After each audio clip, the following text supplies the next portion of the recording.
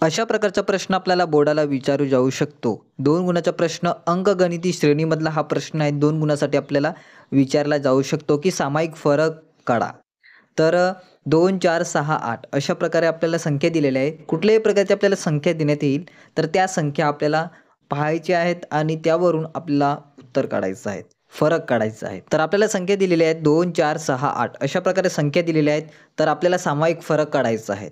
Distance हे याच्यातलं अंतर 2 आणि 4 मधलं अंतर, 4 आणि 6 मधलं अंतर आणि 6 आणि 8 यामधील जे अंतर आहे, फरक ते आपल्याला काढायचं आहे। तर उत्तराची सुरुवात आपल्याला अशा प्रकारे करायची आहे की आपल्याला दिलेल्या क्रमिका आपल्याला दिलेल्या आहेत। तर आपण लिहूया दिलेल्या क्रमिका। आपल्याला संख्या दिलेल्या आहेत, तीच संख्या आपल्याला लिहायची आहेत। 2, 4, 6 आणि 8 अशा प्रकारे आपल्याला उत्तराची सुरुवात करायची आहे।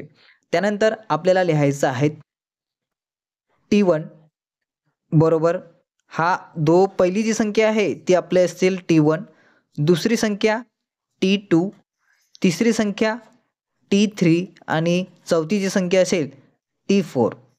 फक्त आपल्याला आपल्याला घ्यायचा आहेत आणि 1, 2, 3, 4 जेवढी संख्या असेल त्या प्रकारे आपल्याला घ्यायची आहेत।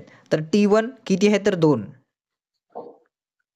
T2 किती आहे 4, T3 6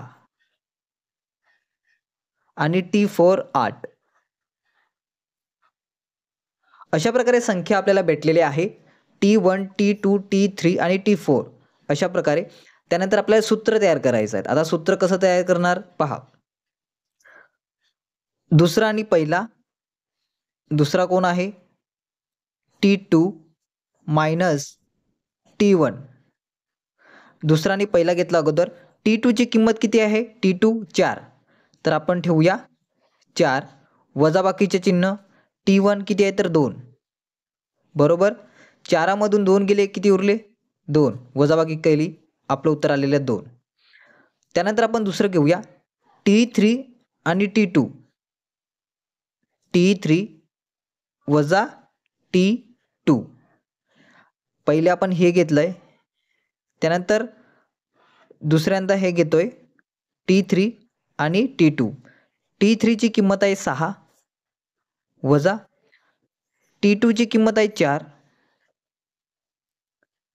6 वजा 4 किती तर 2।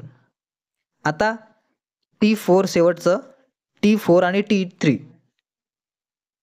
T4 वजा T3, T4 किती आहे तर 8 आणि T3 6 बरोबर, 8 मधून 6 गेले किती उरले 2।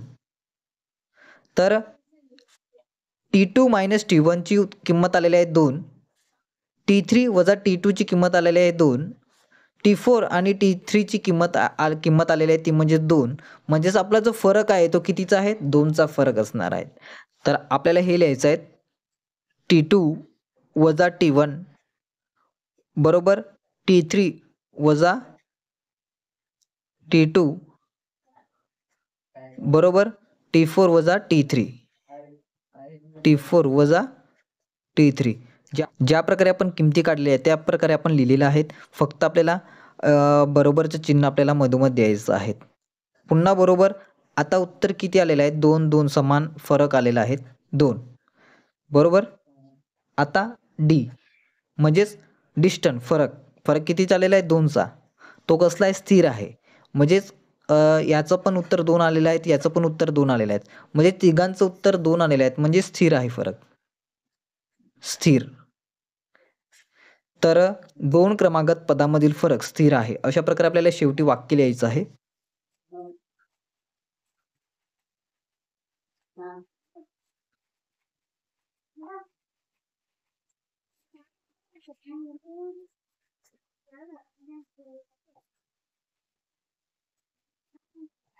तर अशा प्रकारे हा अंकगणिती श्रेणीमधला सामायिक फरक आपण काढलेला आहे। नक्कीच व्हिडिओ आवडला असेल लाईक करा, शेअर करून आपल्या मित्रापर्यंत पोहोचवा आणि सबस्क्राईब करायला विसरू नका। लवकरच भेटूया आपण नेक्स्ट व्हिडिओमध्ये। धन्यवाद।